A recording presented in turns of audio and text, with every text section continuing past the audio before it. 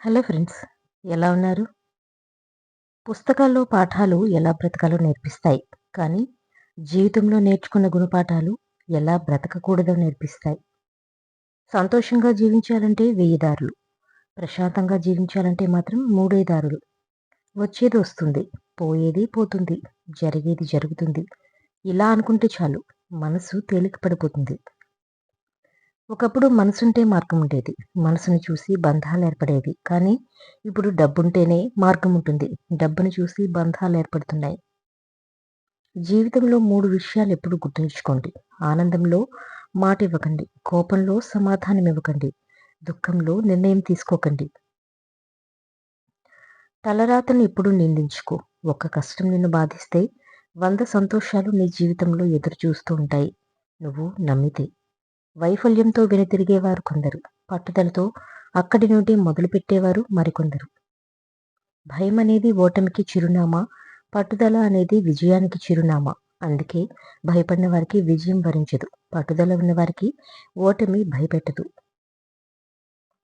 వ్యక్తిత్వం అంటే ఒకరు నిర్ధారిస్తే వచ్చేది కాదు, విమర్శిస్తే పోయేది కాదు. అది మీ నడవడికపై ఆధారపడి ఉంటుంది. దానిని ఎవరూ ఇవ్వలేరు, తీసుకోలేరు. ఇష్టాలు మారుతుంటాయి కానీ ప్రేమ మారకూడదు. కష్టాలొస్తుంటాయి కానీ నమ్మకం కోల్పోకూడదు. మాటలు మారుతుంటాయి కానీ ఇచ్చిన మాట మరవకూడదు. ఇతరుల చెడు గుణముల గురించి చర్చిస్తూ నీ సమయాన్ని వృధా చేసుకోకు. అది నీకు ఏ విధంగానూ ఉపయోగపడదు. తెగించి అడిగేసినప్పుడు ఉండే ధైర్యం ముగించే వరకు ఉంటే ఏదైనా సాధించగలరు.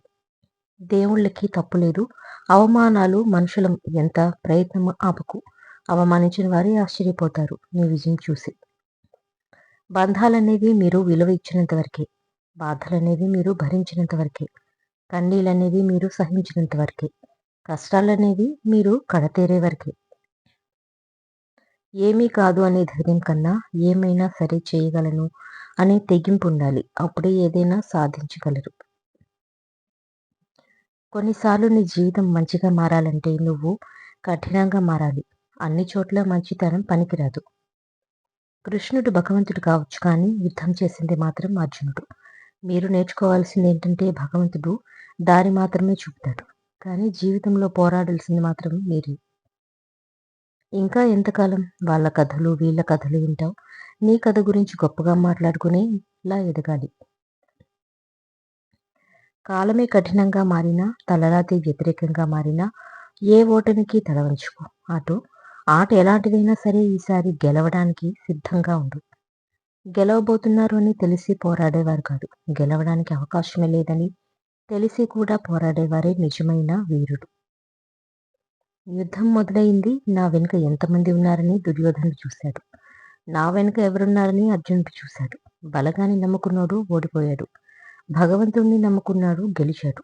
ఇక్కడ మీరు తెలుసుకోవాల్సింది ఒకటుంది. భగవంతుడు ఎప్పుడు ప్రత్యేకంగా బలాన్ని ఇవ్వడు. మీ బలాన్ని మీకు గుర్తు చేస్తాడంతే.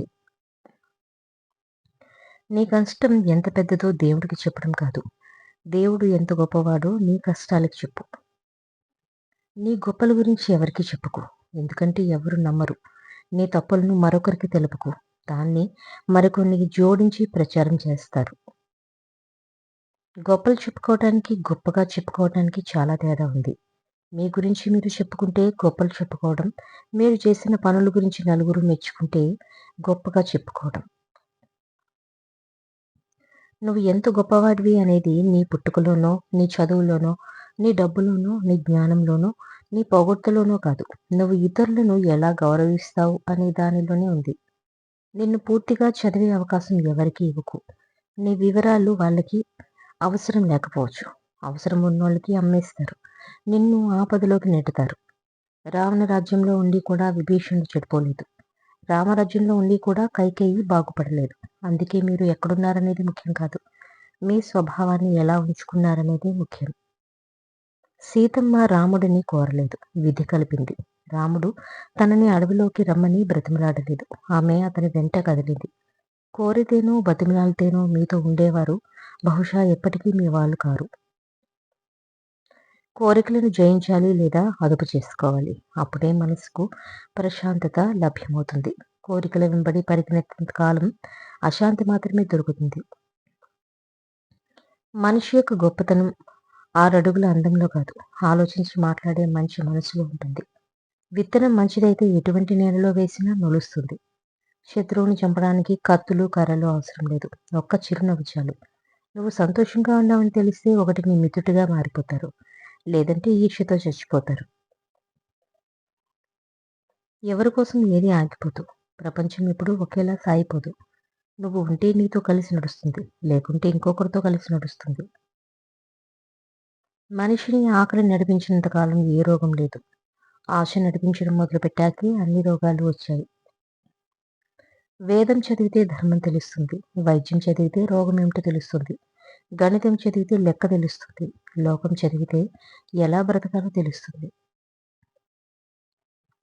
కాలం ఇప్పుడు ఏ రంగు చూపిస్తుందో ఎవరికీ తెలియదు. లేకపోతే రాత్రికి రాజ్యాన్ని పొందాల్సిన రాముడికి ఉదయాన్నే వనవాసం వచ్చేది కాదు. ఆపదలో ఆదుకున్న ఆప్తుడిని, బాధను పంచుకున్న బంధువుని, సలహానిచ్చే సన్నిహితుడిని, మేలు కోరే మిత్రుడిని జీవితంలో ఎప్పుడు దూరం చేసుకోకు. అత్యాశ లేని చోట ఆనందం ఉంటుంది. ఆరాటం లేని చోట ప్రశాంతత ఉంటుంది. మీ జీవితం ఎలా ఉంచుకోవాలో మీ చేతుల్లోనే ఉంటుంది. ప్రతి వారికి జీవితం ఏదో ఒక అనుభవం నేర్పుతుంది. కానీ తెలియనట్టు నటిస్తారు. ఆస్తిపాస్తులు ఆరాటం ఉప్పునీటి దాహం లాంటివి. తీర్చుకున్న కొద్దీ దప్పిక ఎక్కువ అవుతూనే ఉంటుంది. నవ్వుతూ చేసిన పాపాలకు ఏదో ఒక రోజు ఏడుస్తూ అనుభవించాల్సిందే. వాటికి ఎవరూ అతీతులు కాదు. ఆ కాలంలో ఇరుగు పొరుగు వారంతా కుటుంబ సభ్యుల్లా ఉండేవారు. ఈ కాలంలో కుటుంబ సభ్యులే ఇరుగు పొరుగు వారిలా మారిపోయారు. చెట్టు విలువ ఎండాకాలంలో, గురువు విలువ కష్టంలో, దైవం విలువ ఆపదలో, స్నేహితుడి విలువ బాధలో ఖచ్చితంగా తెలుస్తుంది. అందుకే ఉన్నప్పుడే ఏదైనా కాపాడుకోవాలి. అప్పు చేసేటప్పుడు భయం ఉండాలి. అది తీర్చేటప్పుడు గర్వంగా ఉండాలి.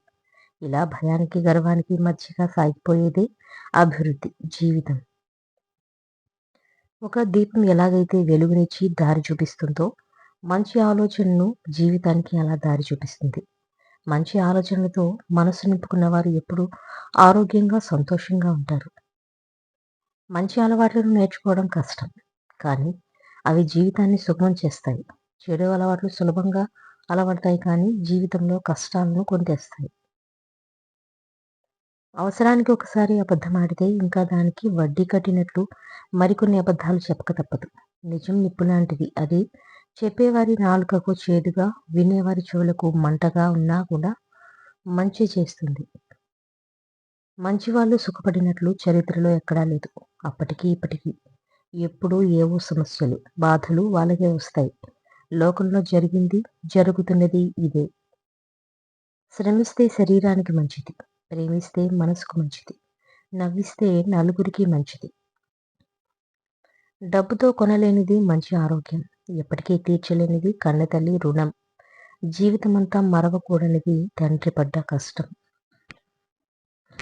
ఆకలిగా ఉన్నవారికి గుప్పెడన్నం, ఆపదలో ఉన్నవారికి కొంచెం సహాయం, బాధలో ఉన్నవారికి కొంచెం ఓదార్పు అందించడమే నిజమైన మానవత్వం.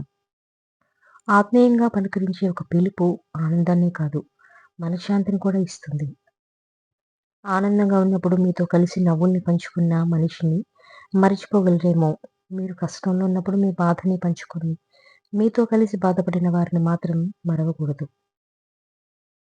తెలిసి వచ్చేది జననం, తెలియకుండా వచ్చేది మరణం. అన్నీ తెలుసుకుని బ్రతకడమే జీవితం.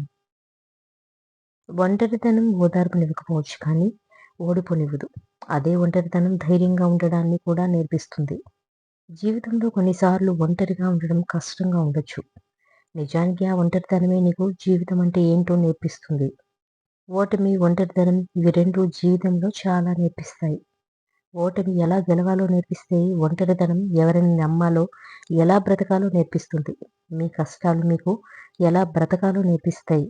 కష్టాలు వచ్చినప్పుడు తీర్చుకోవడానికి ప్రయత్నించు కానీ పారిపోవడానికి ప్రయత్నించుకో. కష్టాలు వచ్చినప్పుడు కాలాన్ని తిట్టుకో. నాకే ఎందుకు ఇలా జరుగుతుంది అని. కాలం మంచి ఆటగాడికే పోటీ ఇస్తుంది. కనుక ఆడి చూసి గెలువు. ఆ గెలుపు చాలా గొప్పగా ఉంటుంది. జీవితంలో ఏ కష్టం తెలియని వారికంటే అన్ని కష్టాలు తెలిసిన వారే ఏదైనా సాధించగలరు. ఓడిపోతామనే భయంతో ప్రయత్నించకపోవడం కంటే ప్రయత్నించి ఓడిపోవడం మేలు. మీరు కెరటాన్ని ఆదర్శంగా తీసుకోవచ్చు. లేచి పడుతున్నందుకు కాదు, పడుతున్నా లేస్తున్నందుకు. ఒకరిని మెప్పించాలని, ఒకరిని బాధించాలని అనే పని ఏమాత్రం చేయకు. మొదటిది నిన్ను బాధిస్తుంది. రెండవది ఇతరులను బాధిస్తుంది. ప్రతి పెరుగుతనం వెనుక ఒక గొప్ప ధైర్యం దాగి ఉంటుంది. మీ జీవితంలో మీ అనుభవాలు, మీకెదురయ్యే అవమానాలు ఎప్పుడూ వృధా పోవు. మీరు కష్టాలున్న ప్రతిసారి అవి మీకు అమూల్యమైన పాఠాలవుతాయి. మీరు స్కూల్లో నేర్చుకున్న పాఠాలను కొంతకాలానికి మర్చిపోతారేమో. కొందరు నిజ జీవితంలో మీకు నేర్పిన గుణపాఠాలను మాత్రం ఎప్పటికీ మర్చిపోలేరు.